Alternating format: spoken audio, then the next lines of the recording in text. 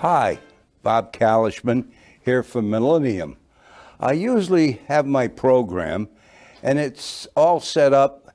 However, I'm going to regress from it to inform you about the Constitution and changes that my Democratic opponents have made to our United States Constitution in their attempts to change the state constitution. However, I was prepared to more or less run the Battle of Blancmont Ridge 1918, where the Marines made their records and were giving the name via the German army Duvelhund, which interprets devil dogs. And there's where it was. But I was prepared to go into the Battle of Blancmont Ridge. However, what I'm going to do is I'm going to first explain that I'm running for state representative from the 16th district, which is Simsbury. And the reason I am running is it's very severe problem being the corruption in both the 5th district, the town of Simsbury, and the corruption in the state of Connecticut. Now, there'll be many of your elected representatives that will deny that it never exists in the 5th district. But I'm prepared to go and explain each and everything to you, each corruption that took place, time and place and persons. So, and I invite my opponent, my Democratic opponent, to debate me. He's hiding. He doesn't want to debate. And he's hiding. And in fact, he hides so much, he doesn't even want to run around with the District 16, the honor of representing Simsbury, which is a plate number 16, state legislator plate. He won't even put it on his car. I don't even know if he has a car. But in any event, it seems that it's highly suspicious that he's not driving a car. And each time he rides, he's riding in somebody else's car. Highly suspicious. And I asked the question, and to date, the state is more or less hiding the issue. They won't tell me where that plate is, or who's issued to it, or whether the motor vehicle department pulled it from the Democratic representative. So the first thing I'd like to explain to you is that there was a crucial vote in the state of Connecticut, the constitutional state, the Valley of the Rebellion. This valley, the Farmington Valley, which Simsbury is a member of, was more or less the crutch of the Connecticut militias, the Minutemen, that went up to Bunker Hill with General Putnam and Major Knowlton, and they stood with General Warren, who was killed at Breed's Hill, which is known as Bunker Hill, and the invasion of the British at Boston, Charleston's the town of Charleston, it's the Navy Yard now, and right up the hill is the monument to these brave revolutionary veterans that gave their lives. And one of them that stands out is more or less Warren. He died defending the trenches on Breed's Hill. He wouldn't give up, and they had his number, and they were going after him, and they hacked him to death with swords. But that's the spunk that he had. That's the steel that he had. We don't have it in our elected representatives anymore. And as a youngster, 17 years old, I entered the service, and I took an oath. And I tried to adhere to this oath to this very day. And that oath was, I will defend the United States Constitution with my life. And I took that oath, and I maintain it, and I intend to keep that oath. And just more or less to go into it, my adversaries, Mr. Blumenthal, Mr. Murphy, John Hampton, voted against the Second Amendment. And what I'd like to do is I'd like to quote Abraham Lincoln, the President of the United States, in my opinion, one of the better presidents of the United States, a man that had the working man at heart, the man that abolished and gave us the 14th Amendment, that freed all the people.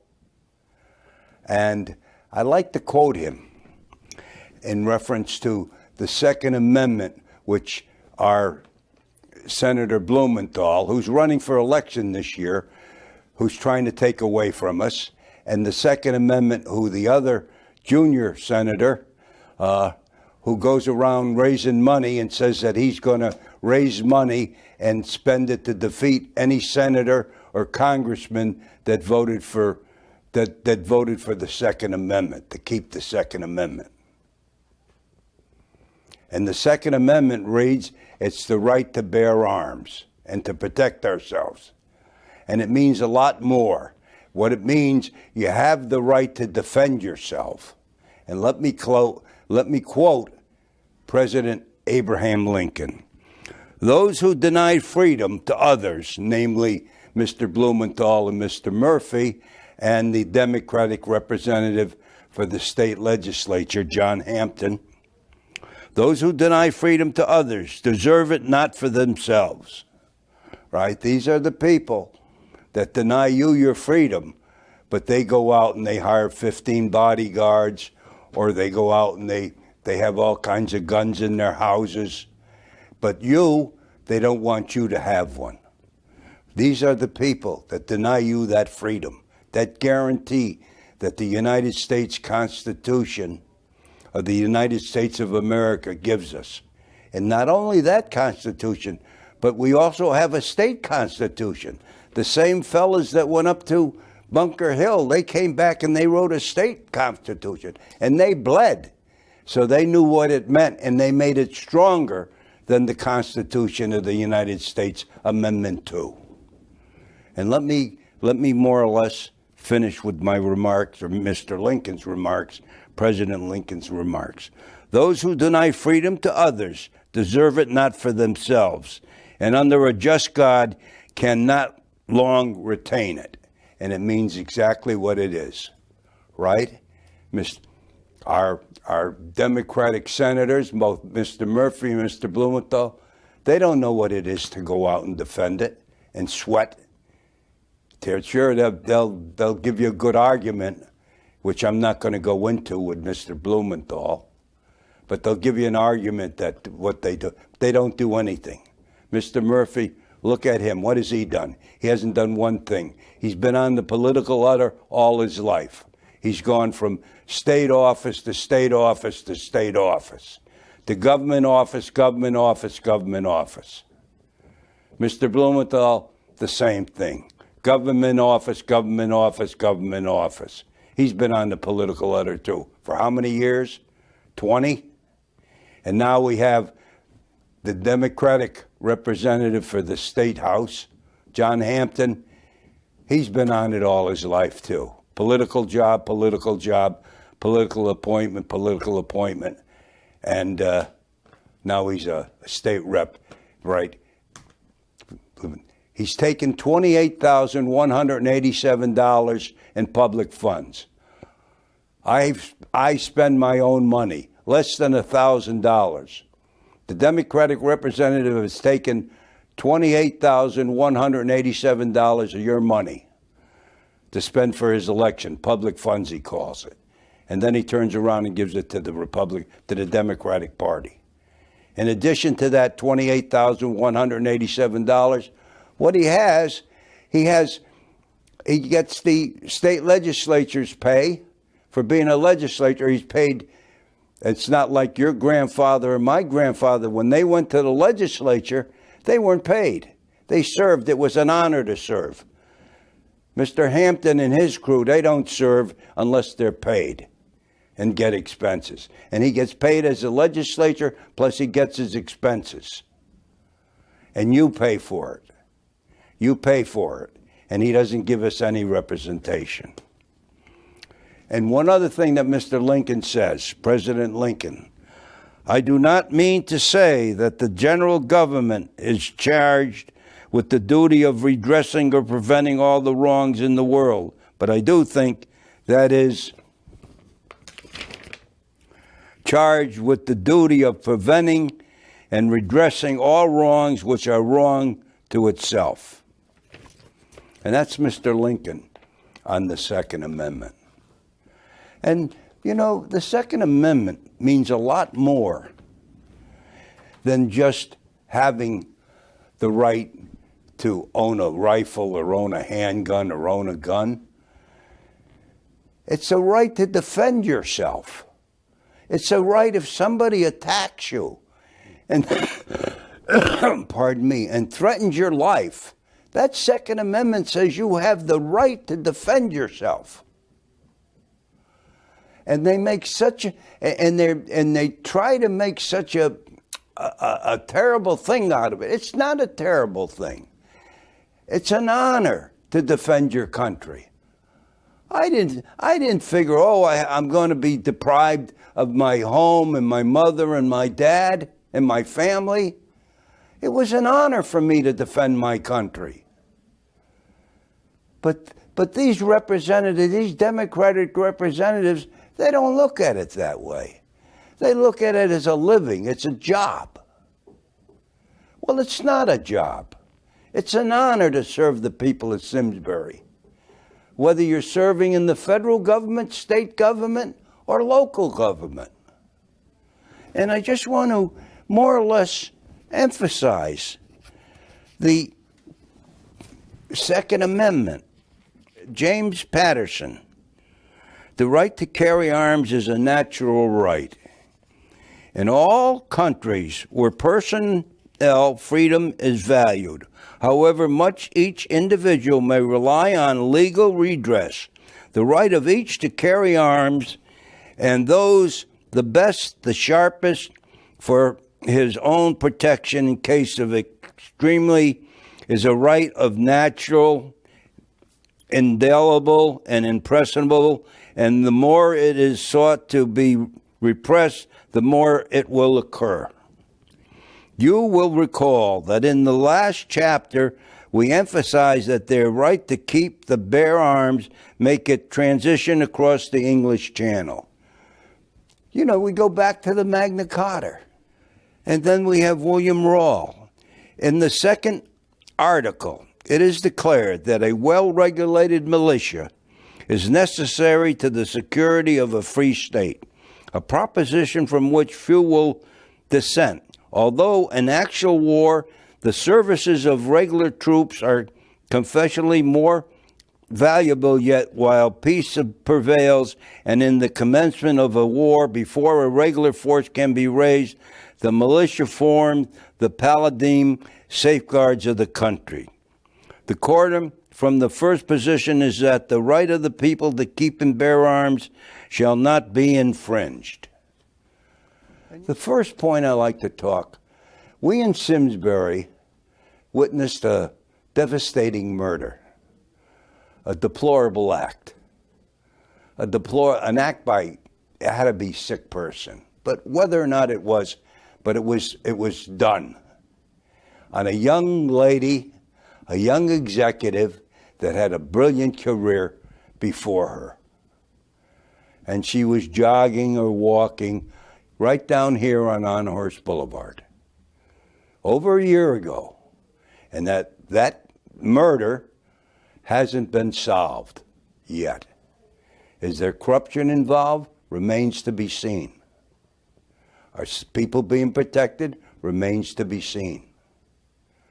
But the point I'm going to make is if that woman had a firearm with her, she'd be walking that Iron Horse Boulevard today. She didn't have a firearm. She had no means to protect her. The goon or goons that attacked her and took her life really did a number on her. They what I call ambush. They bushwhacked her. They waited and she came by and they bushwhacked her. If she had a firearm or a handgun, it would have never occurred. So that's just one example that I address and I put right at Mr. Blumenthal's front door, that with you and your gun control, you helped the assailants do a number on this woman. You were responsible for it, because maybe she felt that she didn't need it, that she was going to be protected. Well, she wasn't protected. And that's the purpose of the Second Amendment. It gives you the right to defend yourselves. And another thing I like to point out to you, Connecticut has 168 towns. And we had a deplorable, dastardly acts of violence in Newtown. And incidentally, one or two of the policemen that were involved in this case were sent to prison on drug charges, selling drugs. So I wonder, where were they? Were they selling drugs, or did they run to the school? And how long have we waited for a report from the state police? And it's been more or less covered or influenced, and we still don't have the full report. We don't know who gave the order to send in the SWAT team. We don't even know if there was an order given for the SWAT team to go in and kill somebody. Nobody's ever asked these questions.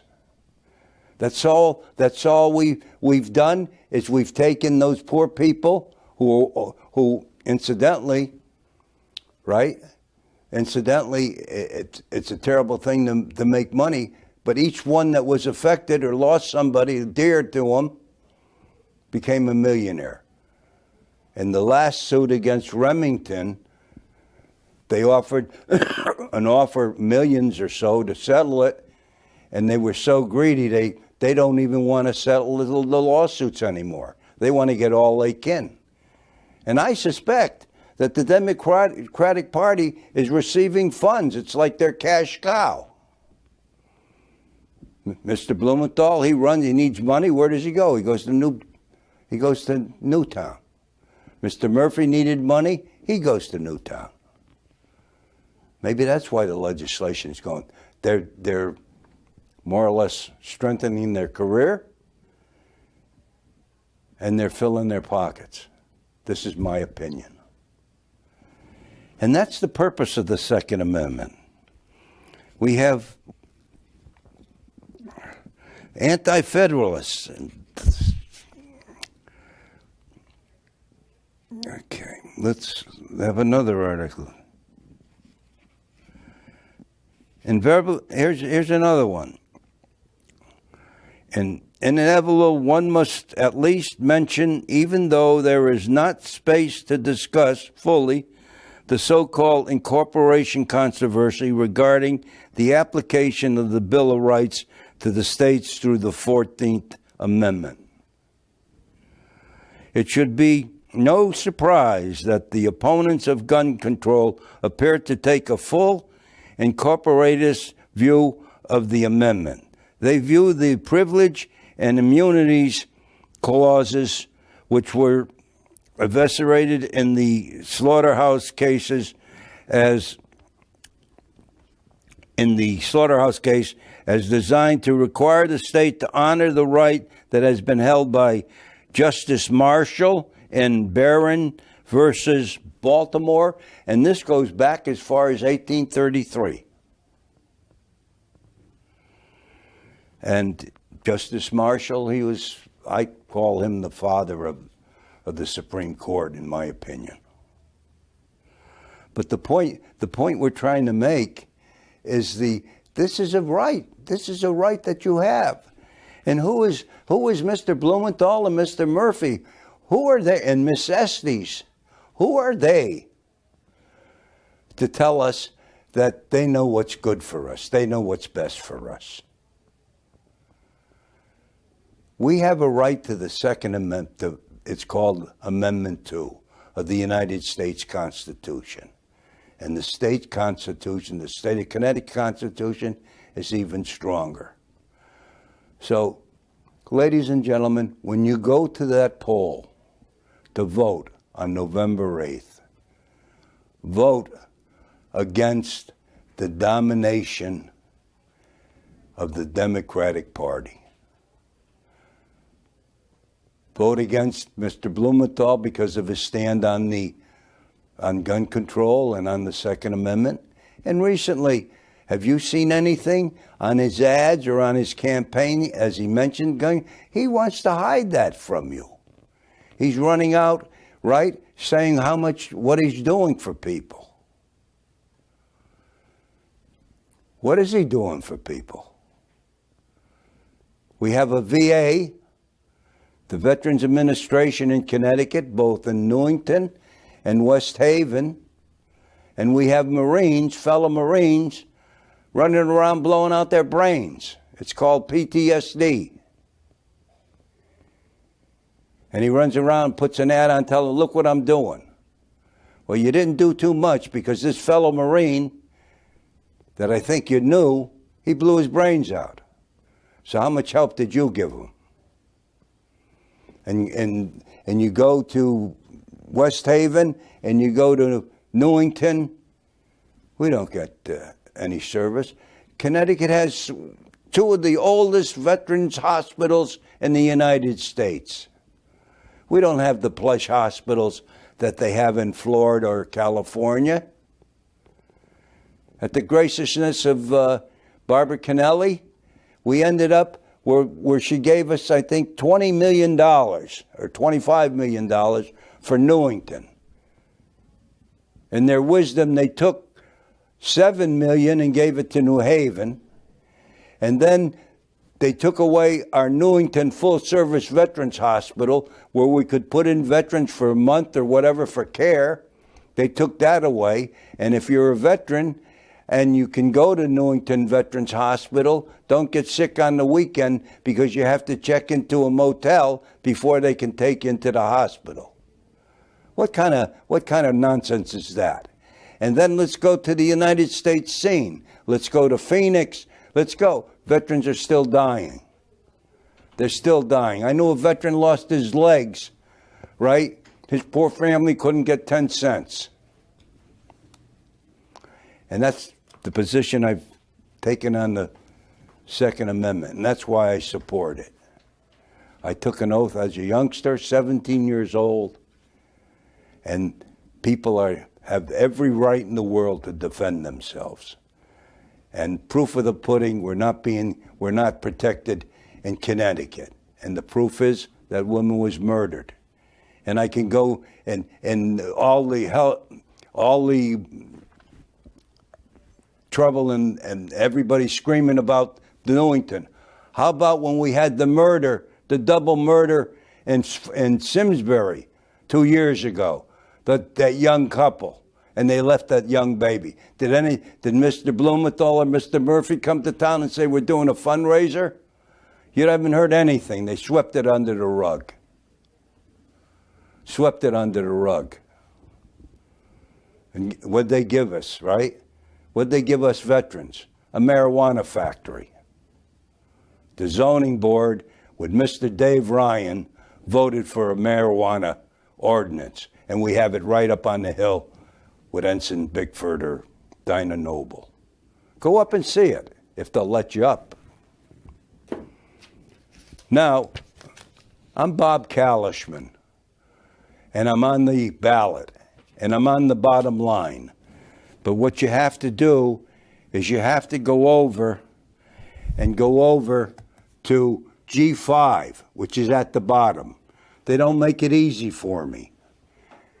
So you have to go down and then you go across to G5 and you have to exit and you have to vote for me. And they make it very, very difficult. And you want to know how difficult? That we still, to this day, we don't have a sample ballot to show you where I am on the ballot. The Secretary of State, a Democrat, has dragged their feet, and the candidates and everything, nobody knows what's going on. Now I know that I become G5 through telephone calls and more or less asking day in and day out, where am I on the ballot? And they've told me.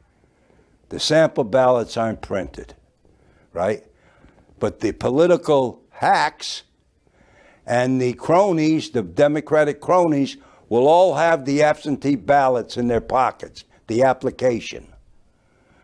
And they'll be able to tell you where their guy is, their Democrats are, but they won't be able to tell you where I am because I don't have a sample ballot. Is that fair? Is that according to Hoyle? Or is that corruption? And, I'm not going to go into detail, but let me quote Habakkuk, the lesser prophet from the Bible, from our Bible and your Bible. And the same situation that we have today, corruption, existed over 1,000, 2,000 years ago. And he prays and he says, "How long, O Lord, shall I cry, thou wilt not hear? I cry out unto thee of violence, and thou wilt not save." And that was right, and they had the same corruption. How long before the corruption is cleaned up? And here we have a situation where you've been lied to by the Democratic representative. Lie after lie after lie.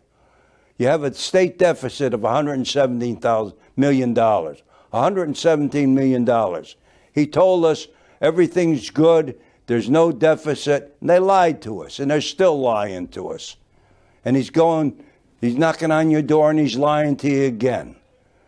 So I assure you one thing, you vote for Robert Kalishman, you go out and vote G5, Robert Kalishman, on the ballot, the bottom of the ballot across the G5, put Robert Kalishman in the State House in Hartford, and I guarantee you'll be told the truth. There'll be no lies. And your children will be able to walk the street, and they'll be protected. And you'll be able to send them to school in the dark, or they can come home in the dark, and you don't have to worry about their safety. I guarantee it. But you don't have that guarantee now. Nobody in his right mind will let anybody walk the streets after dark anymore. And that's our Simsbury. The same streets that our guys during the Revolutionary War went up to Bunker Hill and bled for us. And now they're being abused. And check the figures. Check John Rowland just checked in to the country club, the federal prison up in Otis, New York. It's a country club up there. It's not a prison. Then you have Donovan, the Democrat, Speaker of the House. His staff, campaign staff for Congress, they all went to jail. One fellow, the chairman, he got 5 years. And then we have Estes. How about the Congresswoman, where her husband was the Commissioner of Environmental Protection, state of Connecticut. And she was taking money from people that would do business with the state of Connecticut Environmental Protection, like the light companies and that. And to this day, not one thing is being done. Corruption after corruption after corruption. Is that how you want your children to live? Let's stop it. Let's vote for Bob Kalishman, G5.